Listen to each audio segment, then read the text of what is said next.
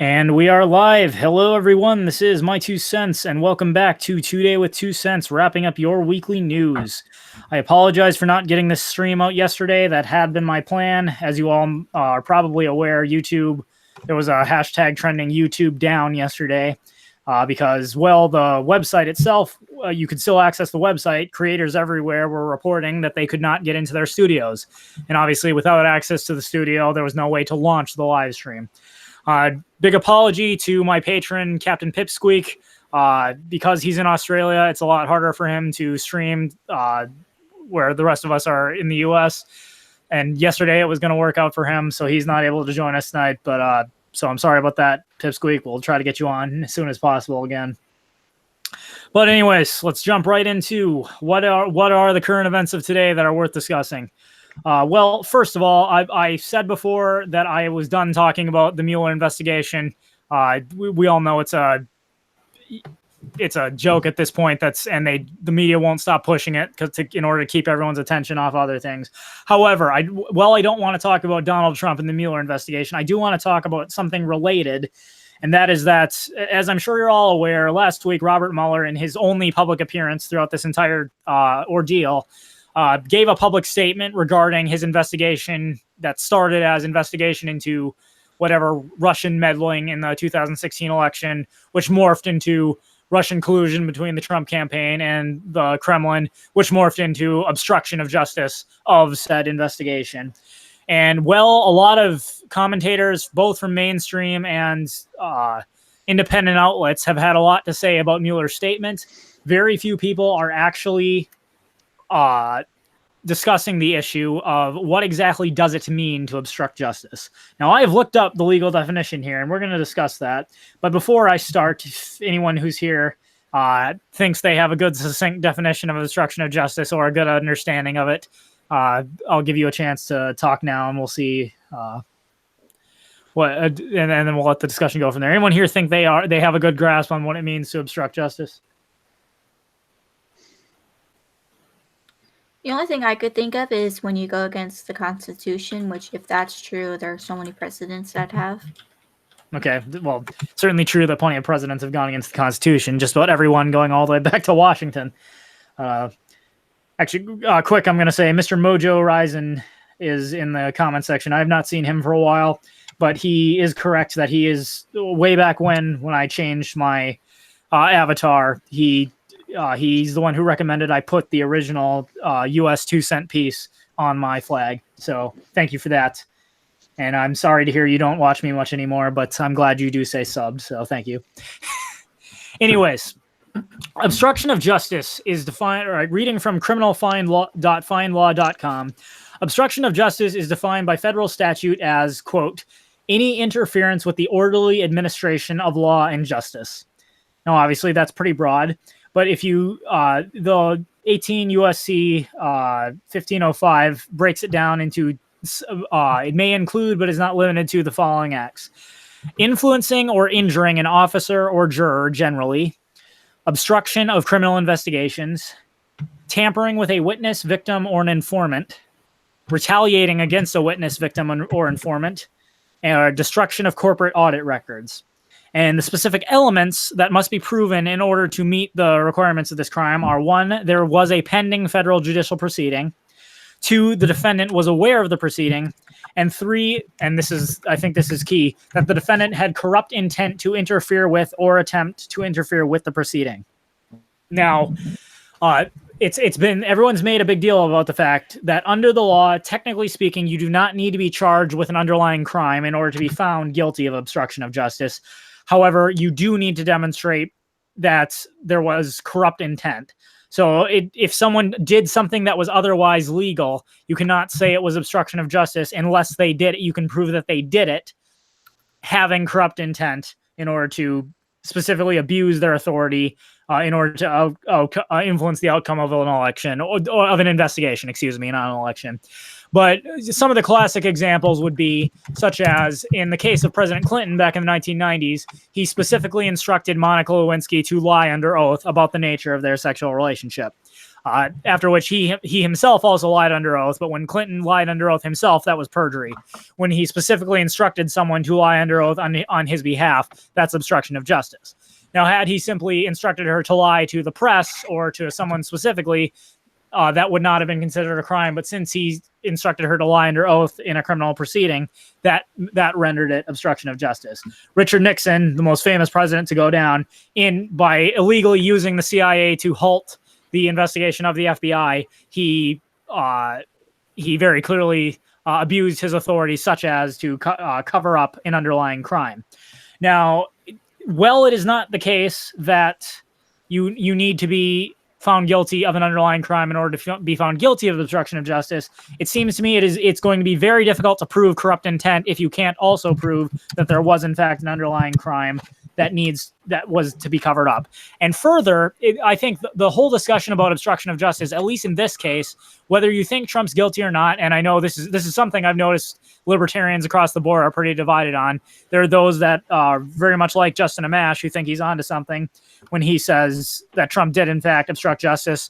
People who are, on the other hand, people like Rand Paul are saying, well, the whole nature of this investigation started based on faulty evidence and the illegal obtaining of a FISA warrant anyways. So regardless of what it found, Donald Trump shouldn't be charged.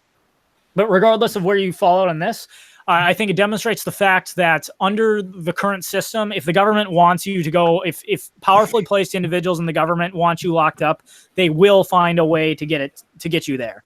The whole investigation started on the base, at least in Trump's case, it started on the basis of Russian interference in the 2016 election, which morphs into collusion between Donald Trump specifically and the Russians, which then morphs into obstruction.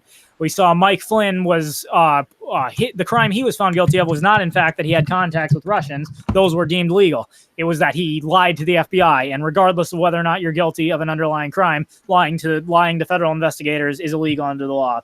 But there are so many statutes in place. I forget the exact page number, but it's in the hundreds of thousands when you consider the amount of federal statutes in place, not to mention all the state crimes in the various states you may reside. But there are so many laws, no person could possibly know what they all are. And a determined enough prosecutor, if they investigate long enough, will always find something you did. If they couldn't get Trump on collusion, then they'll get him on obstruction. If they can't get him on obstruction, then it'll be something else. That is just the nature of how investigations work. And it makes me think of Stalin's chief of police, who famously said, "Show me the man, I'll show you the crime." And his point was, if somebody is causing problems to the Soviet Union and we want him locked up in the gulag, we will find a reason to put him there. That's why I'm not scared of like cops on the streets. Like some people like don't like cops on the streets. I'm not personally scared of them, but I am scared of people on the inside, the investigators and lawyer people and et cetera, et cetera, et cetera. Those are the people I'm scared of because Lord, our justice system is effed. Oh, it definitely is. Agreed. And another thing to think about is stop and think about if somebody is about a private investigator. Okay, so you think someone thinks their spouse is cheating on them, so they hire a private investigator to look into the matter.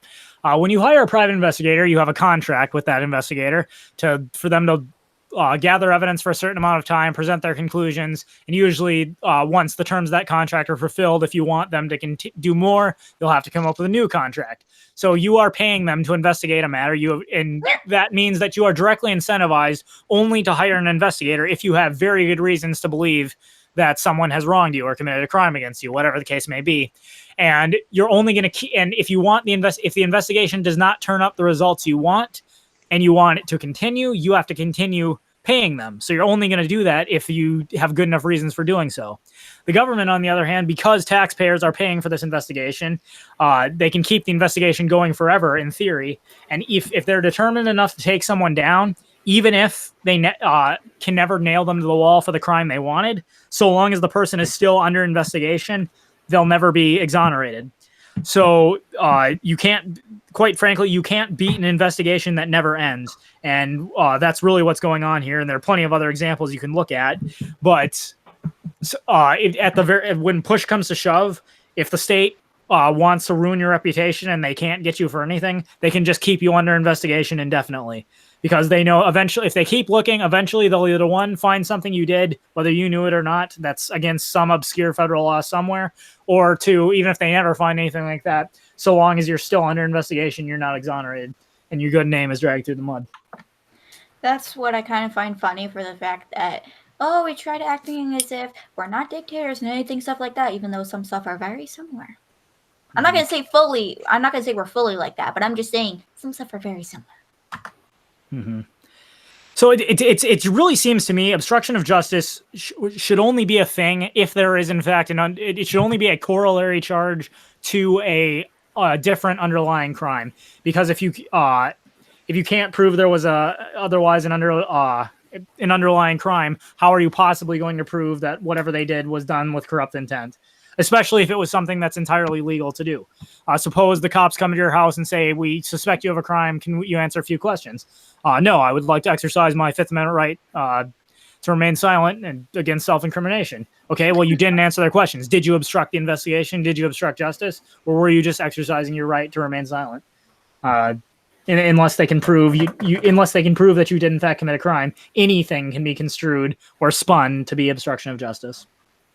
Could obstruction of justice also mean getting in the way of the investigation?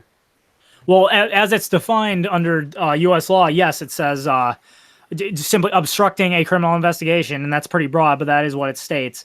But there are things that are entirely legal to do that could be said to be obstructing justice. And I know Justin Amash, in his series of tweets about Mueller's report, made a big deal of the fact that Trump never got interviewed by Mueller, and he only answered.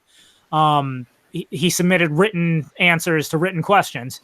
But how is that obstruction of justice? Refusing to sit down in an interview, refusing to answer questions personally, but only in written form? Is that obstructing investigation, or is that just you exercising your right to remain silent? My point is that anything can be spun as obstruction.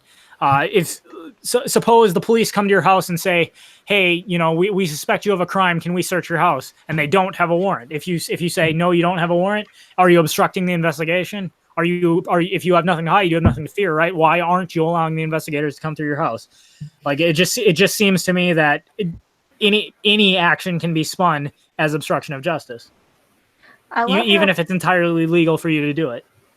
I love how so many times where A, they don't want you to know about your rights so they can do whatever the heck you want, and B, I can't how many times, like that line you just said there, if you have nothing to hide, why are you saying no?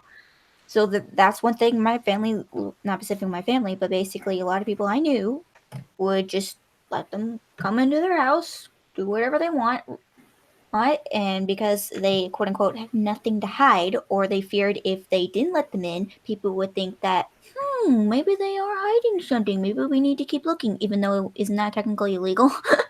Mm-hmm. And that's what's so sad. Yeah, the whole "if you have nothing to hide, you have nothing to fear" argument, that is exactly what every totalitarian state has to say, and then before you know it, they control every aspect of your life. To anyone who argues you have nothing to hide, you have nothing to fear, I want to I challenge you with this. Would you be okay with having a floating camera going around your head 24/7 and having everything you say and do broadcast on the internet 24 hours a day, 7 days a week? Are you okay with that? Because if you have nothing to hide, you have nothing to fear, right? Wasn't God damn it. Wasn't one of Shakespeare's books when he was I think it was the witch trials, they wouldn't let the villagers get their own lawyer because the judge said if they have nothing to hide, they could just speak their mind, even though a lot of the villagers did not know how to speak in lawyer talk, because you have to be, because I don't want to say there's a specific language of it, but you have to kind of understand and the courts to be able to be in there for a little bit, or be able to say your points that you really want to say. And he wouldn't let them get their own lawyers and whatnot, even though some of the other people were saying, please, why don't we just hold off to let the civilians get their own lawyers and whatever not. And he said, no, because if they have nothing to hide, why would they need to have that then? Mm-hmm. And I remember that was in one of Shakespeare's books. Can't remember what the book, I think it was Macbeth or something. Something like that. I don't think that was Macbeth, but no, it was the witch trials. I can't remember which one it was. All right. Anyways, I bring that up just because it frustrates me that there's so much discussion about that particular issue when it seems no one really seems to know what exactly obstruction of justice is in the first place. So, moving on. Another news story. I'm sure everybody heard last week about how there was a video that circulated first on Facebook, possibly some other social media sites as well, but particularly Facebook, where it was a video that was of Nancy Pelosi giving a speech, and it was slowed down to make it look like she was drunk and slurring her words. Now, Facebook specifically responded to this by using their fact-checking mechanisms, and anytime you saw this video, it was immediately linked on the video to a fact-checking site that basically said, this is false, this is not a real video. But Nancy Pelosi, oh boy, was she mad. She said Facebook is complicit in election meddling because they refused to take down this vile, false video that falsely represented something she didn't do. And basically, it was just a satire video, making it look like she was drunk. If she really thinks that's affecting, if that is affecting anyone's opinion of her, then she's got another thing coming. But as a result of this, it's just come out that the news source, the Daily Beast, actually investigated this video and tracked down a forklift operator who lives in the Bronx, who allegedly they have proven is the person who created this video. They doxed this individual, releasing his personal information and all kinds of personal details about him, all because he had the audacity to post a slowed down video of Nancy Pelosi to look like she was sounding drunk. I would just love. I love how the irony is, like, wasn't like a lot of stuff also happening with like people doing that kind of same stuff to Trump, and yet, where's that? Where's that kind of dedication? I guess you could say, because a lot has come out on him for that satire stuff on that. Some pretty funny as heck. I'll be honest. And I love this idea that these big-headed politicians seem to have, that the littlest thing, an ad on Facebook, you know, I hate to bring up the Mueller investigation again, but the Mueller investigation proved that Russian agents posted ads on Facebook meant to influence the election. Okay, because it's not like there aren't thousands of American citizens who post ads on Facebook trying to get people to vote one way or another. How is it meddling in an election to post an ad, to post a video or post an ad somewhere, regardless of whether it's serious or not? I mean, it goes to show that if you're confident in the quality of your ideas, then people should realize that, whether there is dissent on or not. It's only when you know your ideas are bunk that you have to silence everybody who disagrees, because otherwise nobody will fall for you. Wouldn't it be more meddling for like when different businesses support different candidates, which making it so that they can advertise themselves a lot more, so they'd actually to reach out more people and get more people to follow with them? Mm-hmm. And how many Saturday Night Live sketches have made fun of Donald Trump, or as Taco Salad pointed out, George Bush back when he was in office, or even Obama and his ear? Remember all those when Obama was in office, all the memes making fun of his ears? Yeah, I remember. I remember Jay Leno often just making fun of everybody equally. Yeah, exactly. And you know, I have respect for that. A good comedian makes fun of both sides, regardless of their political leanings. And like, say what you will, like, I love Family Guy. Seth MacFarlane is pretty obviously a liberal, but the thing that redeems Family Guy is that even though there might be a slight liberal bent here and there, one way or another, he makes fun of absolutely everyone. So no one gets spared. Same can be said for South Park. Oh yeah, South Park. I like South Park better, to be honest, because they literally just make fun of everything or anything that you can think of. Though they actually had to censor a few stuff, unfortunately. So. Yeah. But now we've literally gotten to the point where satire videos are considered dangerous and meddling in people's understanding of current events, to the point that certain media outlets are willing to dox people for posting hilarious videos. I mean, I made a video of Alexandria Ocasio-Cortez set to the hamster dance.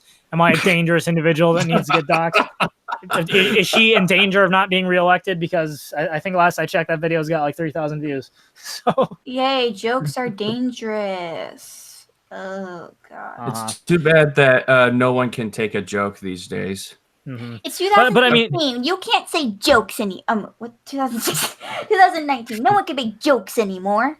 we live in a post-joke culture. I mean, do you guys remember the Dean Martin celebrity roasts where everybody would take a break from their job in Hollywood or in Washington, and then they would go to Las Vegas and literally make fun of each other? Oh yeah, they're classics. Yeah, some of these episodes, including the episode where they were roasting Carol O'Connor, who played Archie Bunker in All of the Family, that they would not be able to play that episode in syndication these days at all.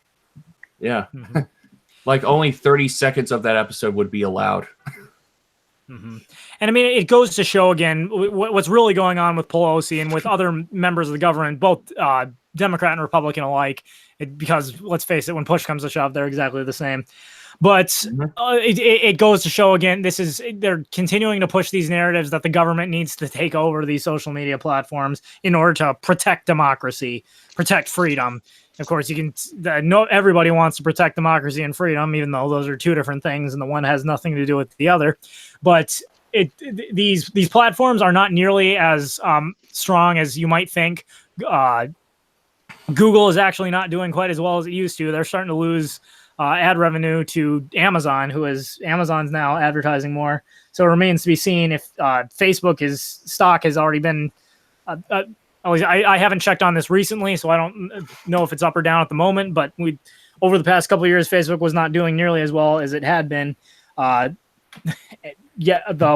is really going on is the government wants to be able to control 24 hours a day, 7 days a week, what everybody sees all the time.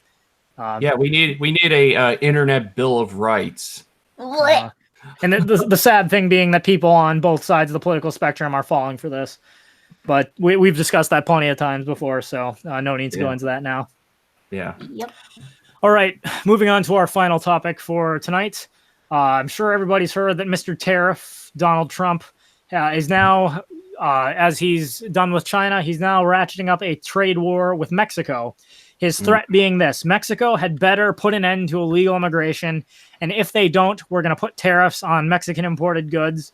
If they don't fix it by a certain amount of time, those tariffs go up, and they'll keep going up until they reach 25%. And basically, until the Mexican government puts an end to the illegal immigration, we will kill their economy with these tariffs.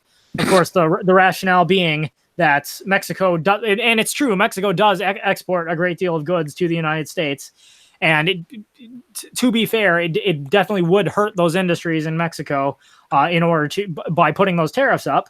Of course, Trump neglects the fact that it's also going to hurt the American people a lot more, since businesses and individuals alike are now going to have to pay significantly higher prices for things they used to get cheap from Mexico. And that's really how tariffs work. Check out my video debunking Trump's tariffs if you want to learn more about that. But I want everyone to stop and think about for a minute whether or not this even makes sense. Trump says, I'm going to hurt the Mexican. I'm just going to grant for the sake of argument that Trump's right. I don't think he is, but I'll grant that for the sake of argument. Okay, he's going to hurt the Mexican economy unless they put an end to illegal immigration. Well, if you hurt the Mexican economy, that means Mexican businesses are failing and Mexican workers are having trouble finding jobs. In such a situation, the Mexican government now has a larger proportion of its population who cannot find work and are restless and likely to cause problems. Therefore, the most rational thing the Mexican government could do is try to get those people to go somewhere other than Mexico where there is perhaps more economic opportunity. So the irony being, if Trump really does in fact succeed in hurting the Mexican economy, the Mexican government, seems to me, would be more likely to encourage illegal immigration, not to stop it. One thing I also find that's kind of funny is if he's raising the price for the most common things, correct me if I'm wrong on this, but is he also speeding up the loss of the U.S. dollar? Because things are becoming more expensive, so the dollar is becoming even less and less. Well, the value of the dollar is going down. That's yeah. And that also causes prices to go up. It's one of many factors, but how are you saying that's related specifically to Mexico's tariffs? Oh, I was just saying the tariffs in general. Well, yeah, the tariffs in the China and the tariffs in this one. I was just talking about tariffs in general, because if you make it so that the cost of most common goods, once they get more expensive, of everything else is going to just kind of snowball eventually. Mm-hmm. Well, I'm not saying they're directly related. I'm just saying it could be a result. Just wouldn't help. And the only reason immigration is a problem is because I've discussed this before. I think me and Filthy talked about this in our collab, Can the Government Fix Things? But immigration is only a problem because of the state anyways. In a voluntary society, if person X wants to move over to some other city because someone there wants to hire him, that is that's no one else's business but the business of that person and the place he's moving to and the person hiring him. Immigration is only an issue when you've got a state, and for example, in the case of the United States, where if illegal immigrants can vote and flood across the border and vote for more welfare, vote for Medicaid for all and all these other ridiculous programs, yeah, they can seriously make things worse. But that wouldn't be the case in a voluntary society. So, and yet our government wasn't for a while our government wanted them to come in, or at least in certain states where they wanted them to come in because they wanted to make it so that, yes, let's increase welfare and whatever stuff like that. Literally, if they either lowered it or got rid of that, the immigrants would be coming in illegally a lot more. I would be betting it. I'd bet good money on that. Oh, and another thing, minimum wage laws. So illegal immigrants know that if under minimum wage laws, you can't pay U.S. citizens less than a certain amount of money, even if they would voluntarily agree to it. Well, in the case of illegal immigrants will agree to work for less than minimum wage. And if they report you for paying them less than minimum wage, they only end up exposing themselves as illegal immigrants. So business owners, actually, corporate cronies really like illegal immigration as well because they can get away with paying significantly less than they would have to pay U.S. workers, and which their competitors likely cannot get away with, and allows them to grow. But wouldn't they get in trouble if they were caught hiring those people? Well, if they were caught, but who's going to report them because of the Mexican immigrants? If they go to the authorities and say they're paying me less than minimum wage, oh yeah, show me your green card. Well, I don't really have one, and they only expose themselves in the process. So there's no incentive. Yeah. Either from the workers or from the corporate cronies to report anything. Yep. All right.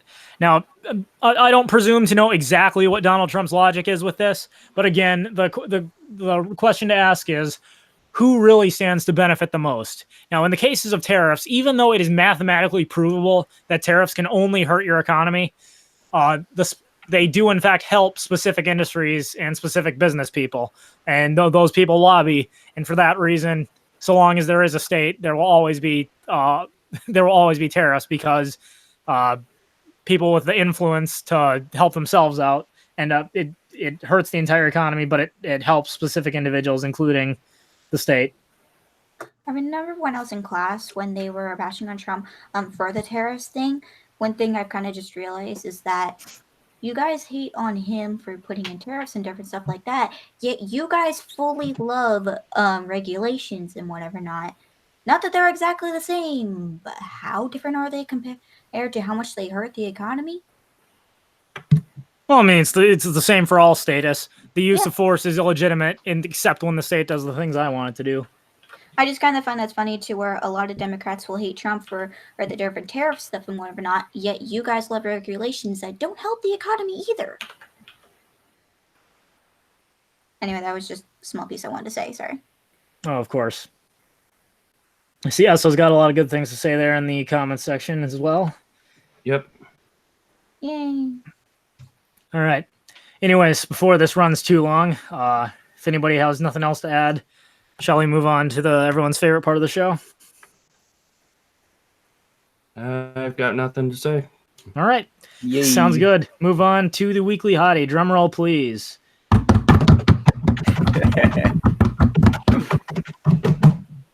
Very nice. All right. This week's weekly hottie. I try very hard not to repeat weekly hotties, but this one was just too good to pass up. Thank you to Mag, as always, for editing it.